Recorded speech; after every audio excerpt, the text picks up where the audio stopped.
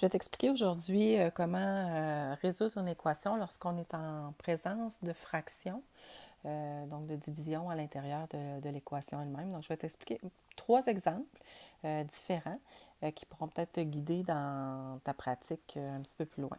Donc, voici un premier exemple. Alors, on a x sur 4, donc ce qui veut dire un quart de x ou x divisé par 4, moins 10 est égal à 5.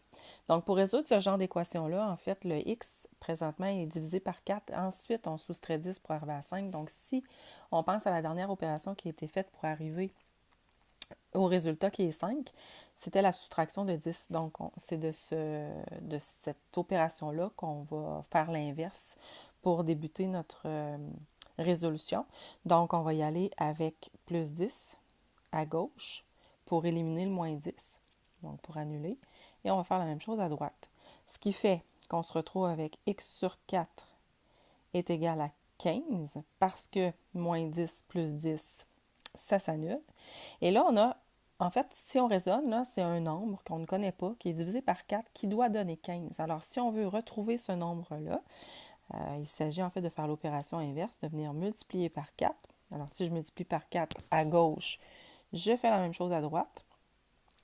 Et le fait de multiplier par 4 à gauche, alors c'est comme si on avait 4 fois x, 4x divisé par 4. 4x divisé par 4 nous donne x. Donc, en fait, ce que ça fait, c'est que ça élimine ici ce qu'on a au dénominateur.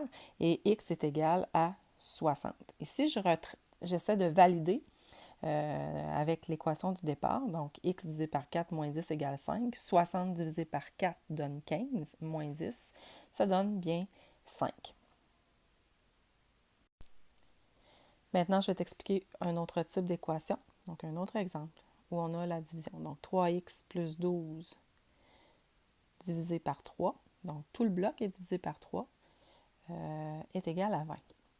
Donc, dans ce cas-ci, je ne peux pas aller enlever le 12 comme on a fait tantôt parce qu'il est divisé par 3. Là, ce que je constate, c'est que l'expression algébrique qui est au numérateur, donc 3x plus 12, les deux coefficients, le coefficient 3x, 3, et le terme constant 12, les deux sont divisibles par 3. Donc, quand ça se fait, il y a une possibilité ici de venir faire la division des deux termes par 3, ce qui fait en sorte que 3x divisé par 3, on obtient x, plus 12 divisé par 3 me donne 4.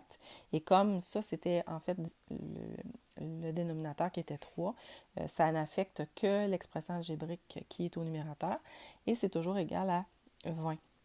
Et là, je peux résoudre cette équation qui est simple, là, donc moins 4, et je me retrouve avec x qui est égal à 16. Voici un autre cas qui va être un peu différent.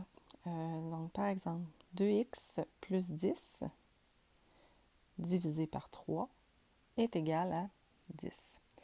Ça ressemble fort étrangement, ça ressemble à l'autre qu'on a eu précédemment. La seule chose, c'est qu'ici, on divise par 3 des termes, par exemple 2x, le coefficient 2, divisé par 3, ce qui va faire en sorte que ça va donner un nombre rationnel, donc 2 tiers, ou 0,6 périodique.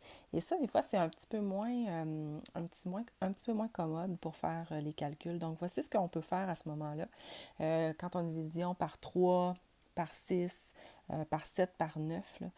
Donc, ce qu'on peut faire à ce moment-là, c'est se dire que toute l'expression algébrique est au numérateur de x plus 10 est divisée par 3. Donc, si on veut faire l'inverse de cette opération, donc l'opération inverse, ça serait de multiplier par 3.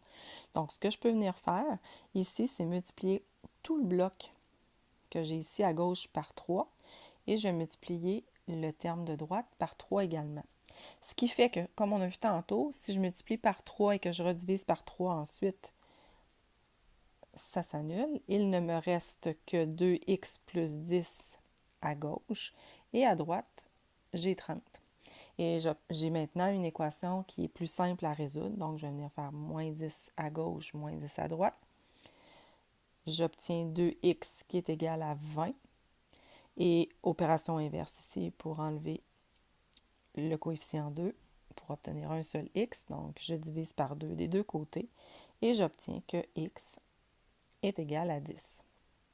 Voilà.